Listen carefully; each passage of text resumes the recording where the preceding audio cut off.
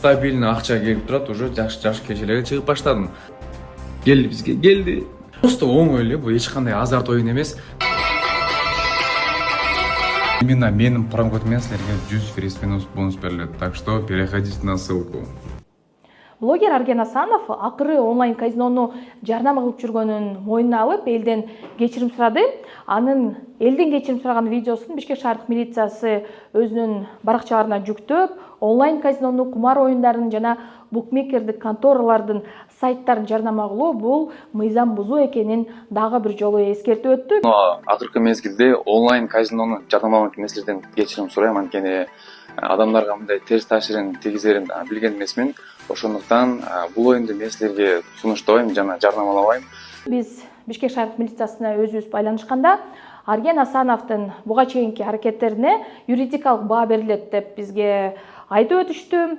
Инстаграмда 423 000 катталуучусу бар Арген Асанов жыл башынан бери эле онлайн казинону жарнама кылып, эгерде акча тапкыңыз келсе, акчаңызды көбөйткүңүз келсе, анда шилтемелерге өтүп ойносоңуз болот деп түрдүү оюндарды элге сунуштаган. Биз өткөн жылы эле Арген Асановго Инстаграмда байланышып, эмне үчүн сен онлайн казинону жарнама кылып жатасың деп сураганыбызда, ал мен мындан ары жарнама кылбай элемин, бул ишти мен токтотконмун деп укмуш актанган. Бирок жыл башынан бери эле анын катталуучулары дагы байкаса керек, ал онлайн казинону жарнама кылып келди.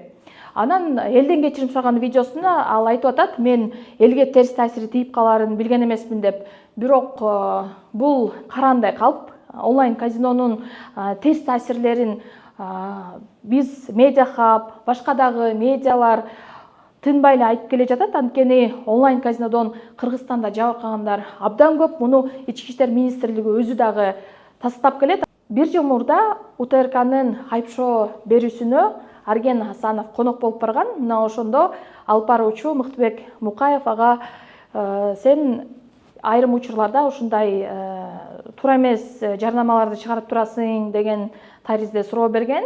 Мына ошондо Арген Асанов чындыгында эле Telegram канал ачып, мурдагы жубайы экөө онлайн казинону жарнама кылышканын мойнуна алган. Бирок ошол кезде эле айтып атат, биз мына ошол учурда Telegram каналды кайра жаап, ишмердибизди токтотконбуз. Бирок биздин ошол эски видеолорубузду же болбосо ошо жарнама кылган постторубузду шылуундар алып өздөрү бөлүшүп жатат деп укмуш эле актанган болчу. Бирок мына ошол бир жыл өткөндөн кийин ал кайра эле ошол мына ишин улантып атат да. Биз башында казино алганбыз, ата моюндайм аны, өзүм бир айга казино оюн алганбыз. Бирок азыр ошону жасаганыбызга өкүнөм. Анткени биз башында негизи Кыргызда той көп болот го, бизде 5 той болгон да биздечи. Анан бир аз акча керек болуп калып, мен казино алгам. Бир айга Telegramгачы. Ошону азыр мен өзүм жасаганыма өкүнөм. Бирок ал убакта мен таштап койгоныма почти бир жыл болуп калды. Мен да бир жолу байкап калгам, ошол эле Казакстандагы белгилүү долбоорго барып келген бир айымды тааныйм. Ал дагы ушундай Telegram каналга киргиле дегенде мен анын жеке баракчасына кирип жазгам да, сен түшүнүп атасың, бул аркасынан адамдар кирет, кандай акчаларын жоготуп алышы мүмкүн десем, жок силер түшүнбөй элесиз деп ошол кезде мындай четке кагып койгондой болгон да. Азыркы кезде ошолор аябай жайнап кетти. Бул онлайн казинону жарнама кылган блогерлер атайын сыйак алышат. Анын суммасын буга чейинки берүүлөрүбүздө айрым блогерлер айтып беришкен. Мына ар бир сториси үчүн тиешелүү акча алып турушат. Буга чейин Медиахабка бир жаран кайрылып, ал апасы миграцияда көп жылдар бою эмгек кылып, өзүнүн мээнетине алган үйүн сатып, акчаларды онлайн казиного салып жибергенин жана ошондон кийин өзү дагы ооруп жатканын, ден соолугу да начарлаганын айтып, бүтүндөй үй бүлөсү талканганын айтып берген. Ал эми бул онлайн казинону негизинен Казакстанга утуру барып келип, казак блогерлери менен кызматташып жаткан кыргызстандык блогерлер жайылтууда. Анткени Казакстанда онлайн казино мындай козу кардындай эле жайнап кеткен. Анткени блогерлер тынбай ал жакта реклама кылышат.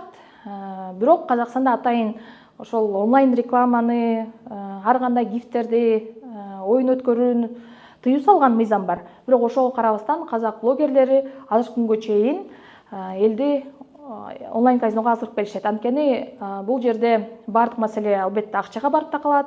Ошондуктан элге жагынып, элге жакын болуп эле, элге күйүмүш болгон гифтерди ойнотуп же болбосо бекер акчаларды таратып эле өзүнө катталуучуларды жыйнаган блогерлерге сиз ишене бербеңиз.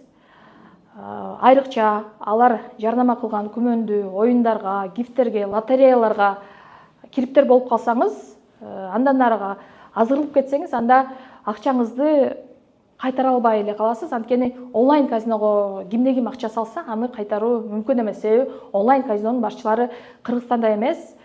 Буга чейин Ички иштер министрлиги дагы бир топ блогерлерди чогултуп, аларга түшүндүрүү иштерин жүргүзүп, интернет чулуундары менен, түрдүү каржы пирамидалар менен күрөшүү үчүн элге дагы так маалыматтарды жеткирүүгө жардам бергиле деп буга чейин дагы суранып келген.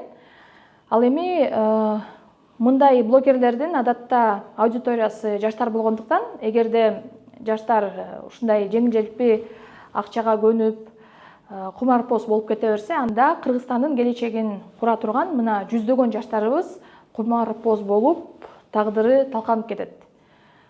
Ошондуктан блогерлер дагы бир нерсени чыгарганда сөзсүз анын кесепети кандай болушу мүмкүн, элге зыян тийип калбайбы деп ар дайым ар бир чыгарган маалыматтын тыкыр текшериши керек.